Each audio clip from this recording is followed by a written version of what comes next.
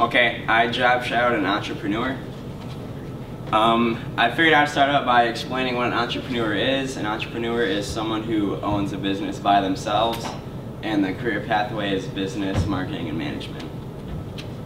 I job shadowed Lori Rademacher. She's an accountant, entrepreneur, and owns Expert Tax Solutions, and she does accounting out in Portland. Is that a franchise, or does she? No, she just has her own. It's the only one. She created it herself. Okay, about being an entrepreneur, the education is variable because you can be one out of high school, but it's recommended that you go to college and get a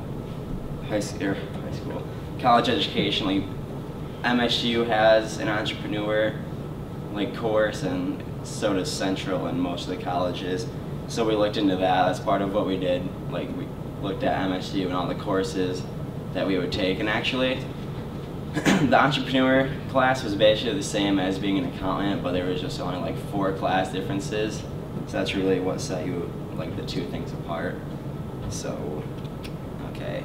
And then the salary is really variable. Okay, we got a question. Hey, so how do you actually learn to be an entrepreneur?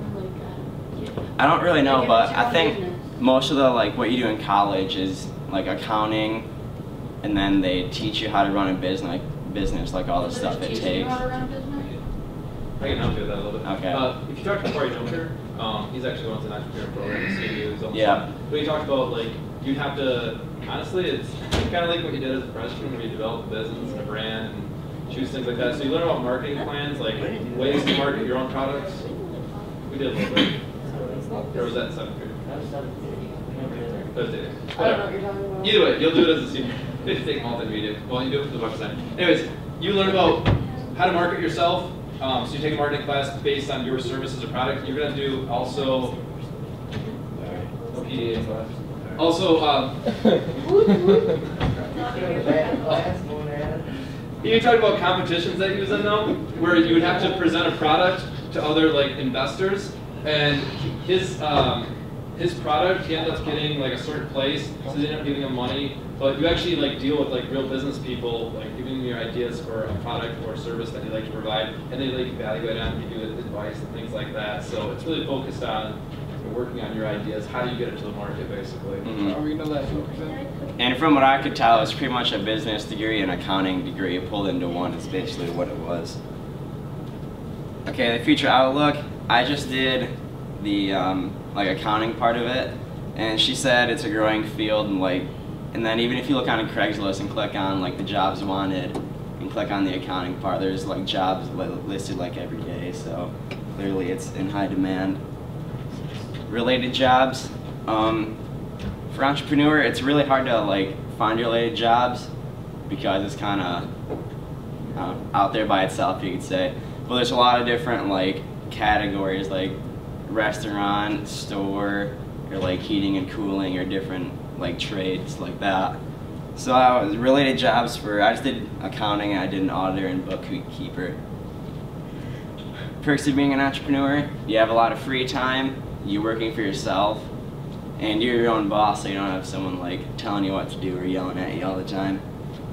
Pros and cons, I pretty much just listed the pros, but some cons to it: it's stressful, it takes a lot of time, and it depends on you. So if you don't put a lot of time and effort in, then it's probably not going to be successful. How is it stressful? It takes a lot of time. Oftentimes you're up late at night working on stuff. My mom, she's an entrepreneur, and she does insurance adjusting, and she's always working nights and stuff, and staying up late, putting in a bunch of information and stuff. And so is Lori Rademacher. She's out in Portland a lot, and she works late. And especially since she does taxes and stuff, January to April, she said she's really, really busy. She's at the office all the time. When you had 68,000 up there for the pay, how does it really work though? You're not working for anybody, so how's it 68,000? Well, I don't know, that's just what it said online, but that really varies too, depending on what kind of entrepreneur you do, whether it's store owner or restaurant, anything like that. Yeah, guys, if you rental could houses. be an entrepreneur and make nothing, Yeah. or you could make $40 billion. Yeah. You you don't know until you try. So I'm assuming the 68,000 was just an average. So yeah, like it's really hard to tell. Let's put that basically. That pretty much describes an entrepreneur to me. And that's it. All right, good. Those of you that are considering it though, like one other thing to think about is it's risk and reward.